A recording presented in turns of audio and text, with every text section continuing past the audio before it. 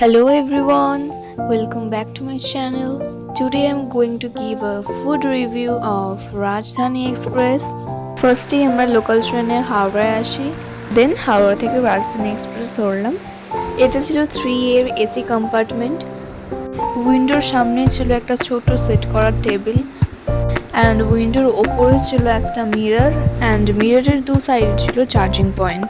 ফার্স্টে দিয়ে দিয়েছিল ইভিনিং স্ন্যাক্স, যার মধ্যে ছিল একটা হোয়াইট স্যান্ডউইচ যেটার টেস্ট মোটামুটি ছিল।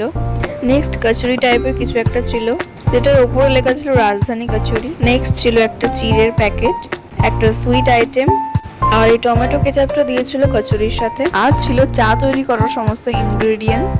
মিক্স করার জন্য একটা স্টিক দিয়েছিল আর সাথে ছিল একটা টিস্যু। ইভিনিং স্ন্যাক্স দেওয়ার পর 8টা থেকে 8:30টার মধ্যে আমাদের ডিনার সার্ভ করে দিয়েছিল। ডিনারে ছিল ভাত, ডাল, চিকেন, দুটো রুটি, আলু ভাজা, একটা মিক্সড আচারের প্যাকেট দিয়েছিল টক দই আর আইসক্রিম দিয়েছিল, বাট আমরা আইসক্রিম নিইনি, তাই ক্লিপটাও আর নেওয়া হয়নি। ডিনার শেষ করে আমরা ঘুমিয়ে পড়লাম।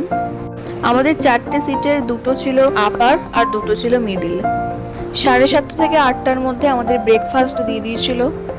আমাদের ব্রেকফাস্টটা ছিল ননভেজ, এর মধ্যে ছিল দুটো স্লাইসড ব্রেড, তার সাথে দিয়েছিল বাটার। নেক্সট ছিল একটা ফ্রুটি, একটা অমলেট ছিল, তার সাথে দিয়ে দিয়েছিল টমেটো কেচাপ, আর ছিল চা তৈরি করার সমস্ত ইনগ্রেডিয়েন্ট। মিক্স করার জন্য একটা স্টিক দিয়েছিল আর সাথে ছিল একটা টিস্যু। লাঞ্চের প্যাকেজ আমাদের ছিল না, আমাদের ব্রেকফাস্ট পর্যন্তই ছিল, কারণ আমরা 10:30 নাগাদ দিল্লিতে নেমে পড়েছিলাম। রাজধানীর খাবারের টেস্ট যে খুব একটা ভালো সেটাও বলবো না, বাট আমার তো মোটামুটি লেগেছে। তো আজকের মতন এইটুকুই তোমাদের সাথে শেয়ার করলাম। ভিডিওটা কেমন লাগলো অবশ্যই জানিও। দেখা হচ্ছে নেক্সট ভিডিওতে।